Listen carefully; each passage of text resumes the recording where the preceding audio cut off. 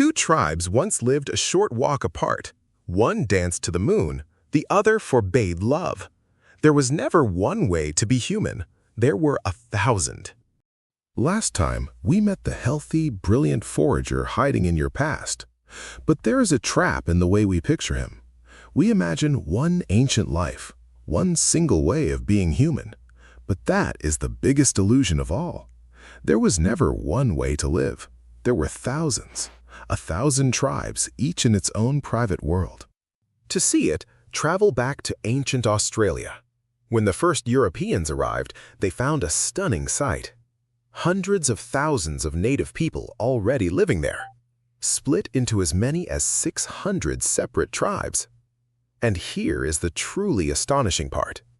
Each tribe had its own language, its own gods, its own laws, its own customs, its own rituals, its own way of seeing the world. Some traced family only through the father's line. Others traced it only through the mother's. Some defined themselves by the very land they walked. Others only by the spirits they believed in. Now go back 30,000 years, and it gets even stranger. Imagine two tribes living just a short walk apart. One is gentle and peaceful, the other fierce and warlike. One dances and sings to the spirits under the full moon, the other carves silent gods out of wood. One welcomes love between two men or two women, the other forbids it completely. Same species, same land, same time. Utterly different worlds. So forget the idea of one natural human way of life. There is no such thing. There never was. Remember the strange gift of the cognitive revolution? The power to imagine worlds that do not really exist. That power let each tribe dream up its very own reality, its own rules, its own meaning, its own dream of how to live. And so the way you live is never simply fixed by nature. It is a choice, a story we tell and then decide to live inside. But amid all this dazzling difference, one bond appeared everywhere. A bond so deep it still warms our homes today. It began when a wild wolf crept toward a human fire. Drawn in by the warmth and the smell of leftover meat, the boldest, friendliest wolves were fed, and they stayed. And over countless years, those wolves slowly became something new. They became the dog, our very first friend. This happened at least 15,000 years ago, long before farming, long before cities, long before almost everything. The dog was the very first animal we ever tamed, and it earned its place 100 times over. It hunted at our side, tracking prey we could never catch alone. It stood guard, barking out a warning at lurking predators. It became our living alarm against the dangers of the dark, and the bond ran both ways in a clever little dance. The dogs that obeyed and helped best were fed the most. So they survived, had more pups, and passed on their loyalty. But the dog was learning to read us, too. It learned which look, which whine would melt a human heart. We tamed the wolf, and the wolf, quietly, tamed us right back. Over the ages, this became the deepest bond between any two species, closer than humans have ever shared with any other animal. So deep that when a beloved dog finally died, some tribes held a funeral just as they would for a person.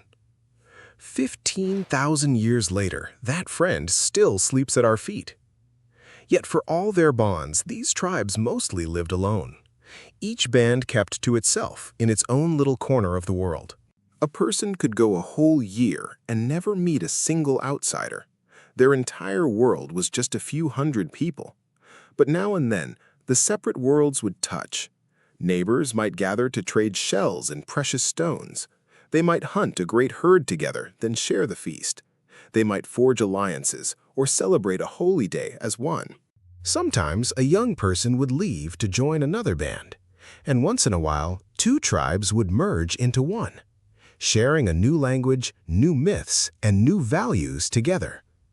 This gift for joining forces was our quiet superpower. It is what gave us the edge over every other kind of human. But we must not exaggerate it either. Most of the time, each little world stayed apart and alone. There were no kingdoms, no officials, no borders drawn on a map.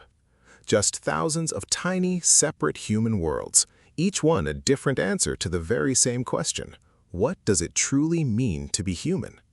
And every tribe answered it in its own beautiful way. So when someone tells you there is one natural way to live, remember those 1,000 tribes and their 1,000 worlds. We were never built for just one story. We were built to imagine and to choose 1,000 of them. That freedom is still the deepest truth about you. You are not the prisoner of a single fixed human nature. You are the heir of 1,000 different ways to live, and a loyal friend still walks faithfully beside you.